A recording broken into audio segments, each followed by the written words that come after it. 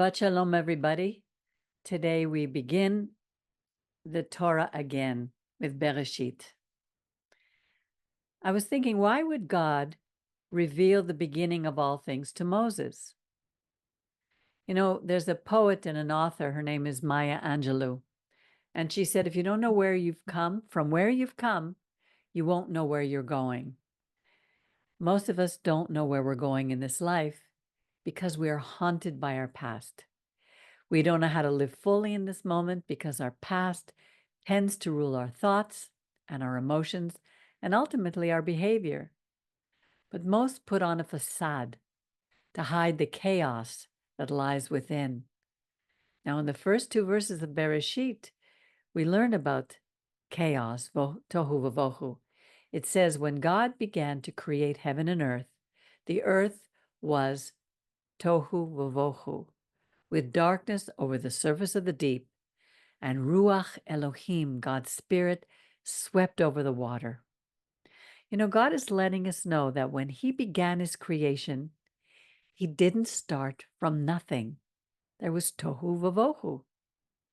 Now, we don't know the exact meaning of this Hebrew expression, but our prophets Jeremiah and Isaiah, in chapters 4:23 and 34:11 respectively, they use it to prophesy ruin and destruction, or confusion and emptiness. Isaiah used that Hebrew word tohu often when he was referring to chaos, or to desolation, or to destruction. What the Creator did was to transform that state of being, that tohu vavohu, chaos, into order. You know, when I read one of the interpretations, one of the meanings, the word emptiness, it reminded me of my early years when everything I did was guided by the emptiness I felt inside. It manifested itself in physical pain in my gut, so much so that at the age of 16, my parents sent me to a doctor, a gastroenterologist, and after he did a battery of tests, I was diagnosed having a nervous stomach. The doctor handed me a prescription to counteract anxiety, but he never asked me any questions to find out what would make a 16-year-old so nervous. That sparked the beginning, the Bereshit, of my personal quest for answers that, believe it or not, eventually led me to where I am today, to the Torah. How many of us walk through life with deep-rooted anxieties that can eventually result in physical illnesses or addictions, but we don't always associate them with thoughts of if only, such as, if only I had other parents, if only I had a college education, if only I had married someone else, if only I were rich, if I were a rich man, if only I had had children, if only I was somebody else. How many if onlys are there? These thoughts serve to create tohu vavohu, confusion and emptiness within our being.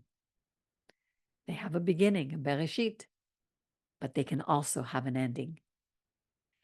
So many people today, including in our own families, are oppressed by feelings of fear, anxiety, paranoia, and a deep emptiness within, and they are crying out for relief.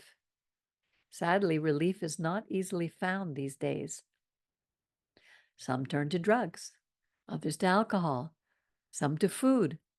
Others seek help through years of psychoanalysis or self-help programs, while others bury themselves in their work or the quest for money. There is a plethora of methods today to escape this emptiness, this void, this tohu vavohu within us, and I know them all very well. In Parashat Bereshit, time enters the equation of eternity, as God, who dwells outside time, creates the earth within time. It's not important whether creation took place over a literal 7 days or even 7 millennia. But within that period, God assigned signs. Let me tell you, Jews look for signs. He appointed his moedim, his appointed times, and he made days and years. We are living in times right now that I thought I would never see, especially after World War II when we cried out, never again. You know, I've been watching the series again, Lord of the Rings, and I can so relate to Frodo Baggins, who said to Gandalf, I wish it need not have happened in my time. As I look around and I sometimes say, I wish this wasn't happening in my time. But Gandalf's response was, so do I. And so do all who live to see such times. But that is not for them to decide. All we have to decide is what to do with the time that is given us. You know, this made me think of the book of Ecclesiastes.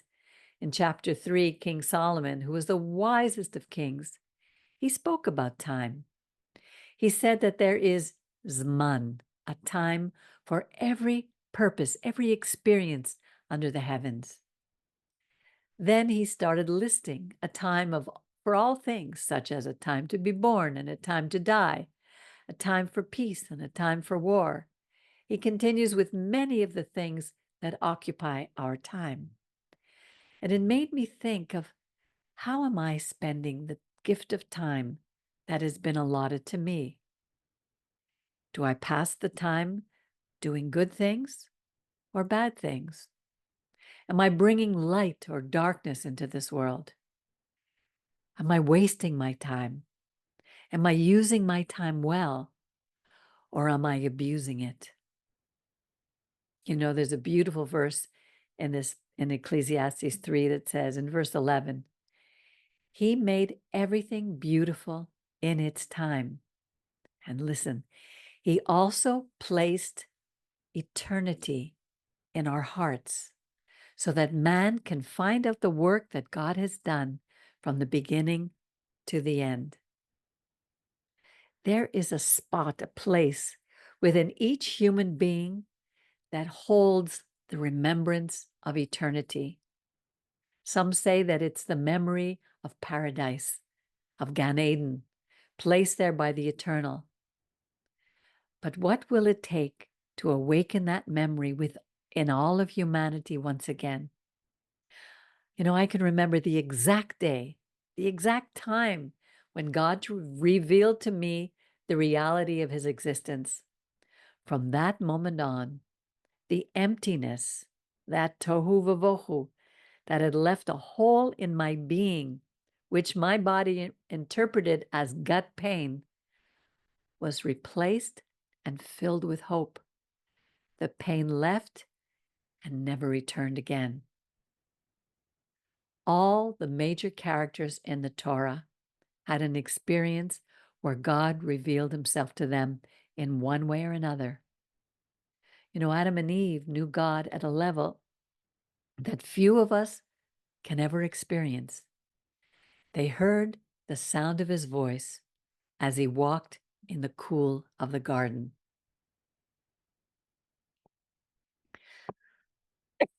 Excuse me, you know, I'm still learning to hear the sound of his still, small voice within me, guiding me. Most of humanity has lost the concept that God can speak directly to us.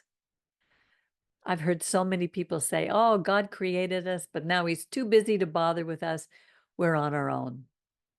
That's not what the Torah teaches. God spoke to the millions of people, both Jew and Gentile, who were set free from Egypt, who stood at the base of Mount Sinai when he spoke his 10 commandments to them. You know, our ancestors told Moses to let God speak to him, and then Moses could tell them what he said.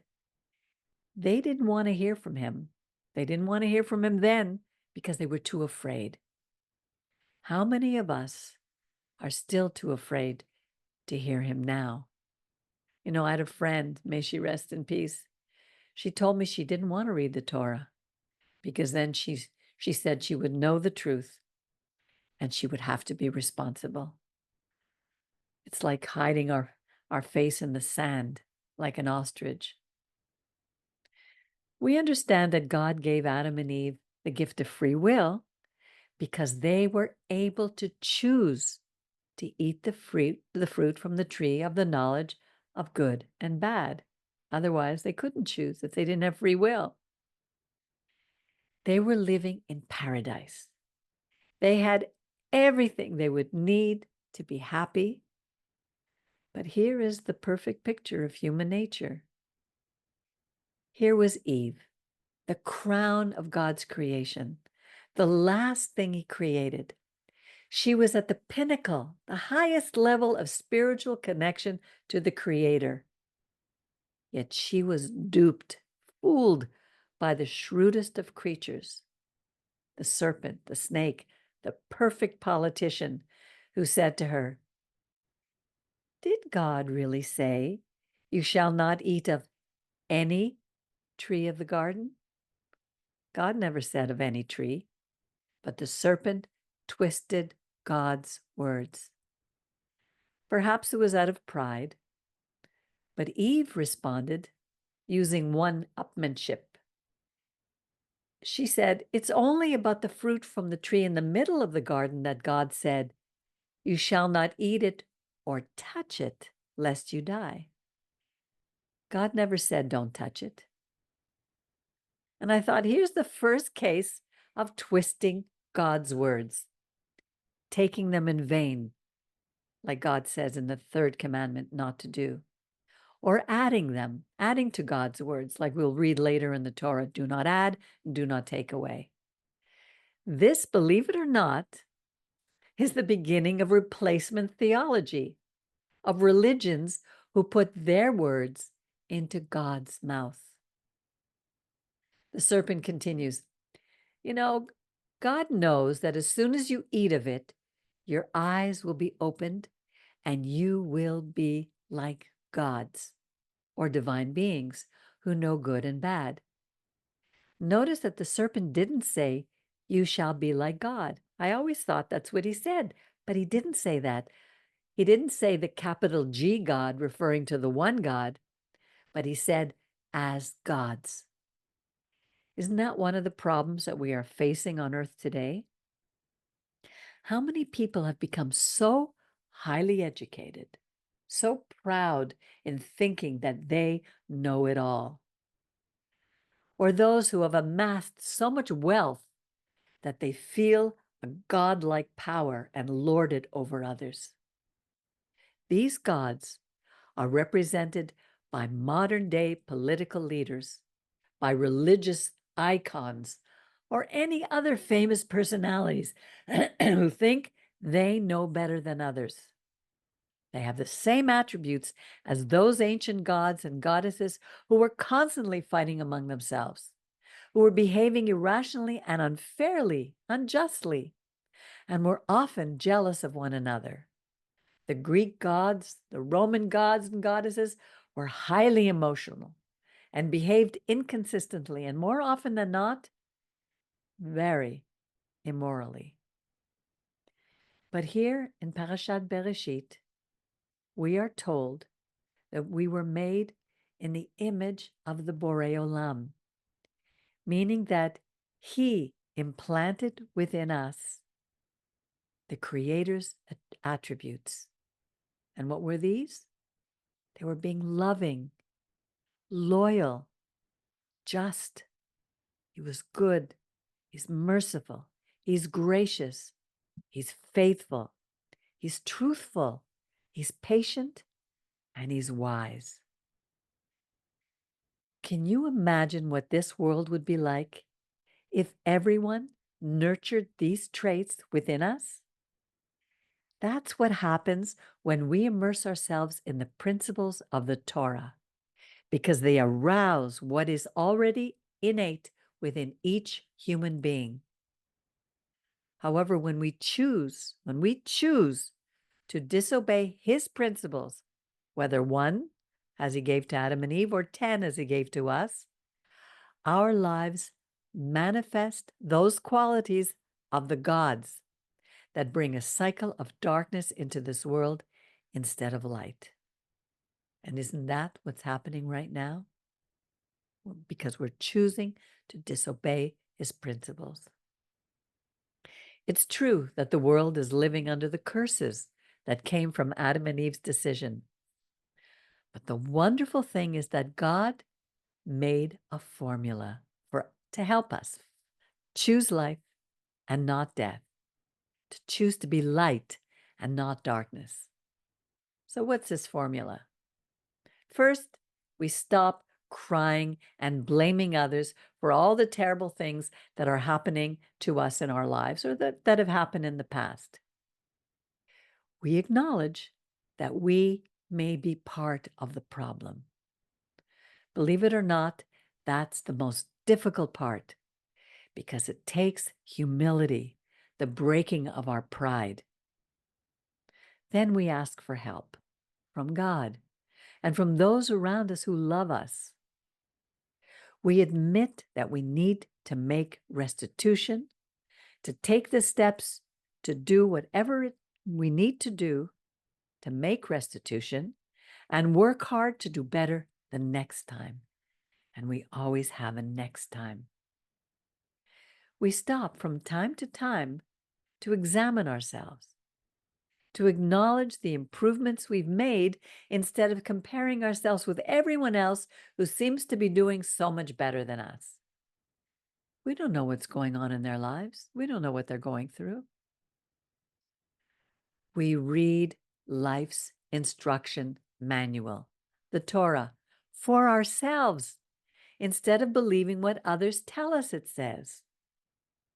Then we allow God, to speak to us in the inner recesses of our minds and our hearts. That will allow us to do what is right in his eyes. If every human being followed this process, we would be living in a very different world.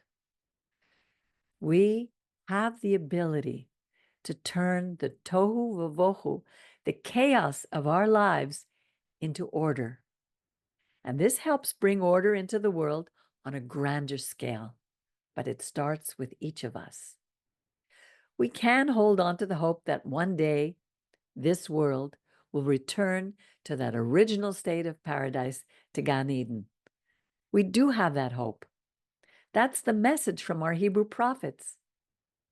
But they also warn us about our behavior and encourage us to return to the Torah so that we will no longer suffer the consequences of being in direct opposition to the Creator. He placed things into order. From tohu vavohu, from chaos, he placed them in order. He gave Adam and Eve everything they needed to live a rich life in the Garden of Eden, in Gan Eden, to be fruitful, to multiply. Mankind would have lived forever in paradise, in Gan Eden, if they had just listened to the instruction of the one who loves his creation.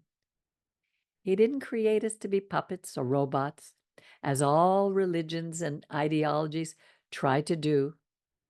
Rather, he gives us the power to choose. So what returns us to the initial state of tohu vavohu, of chaos? Anything that stands in opposition to God's advice to humanity. He warns us about what to do and what not to do, beginning right here in Bereshit. And he continues in the rest of the books of the written Torah, the biblical Judaism. Let's enjoy this process as we go through this book again. And let's watch our lives change from chaos, from tohu vavohu, to order. Shabbat Shalom.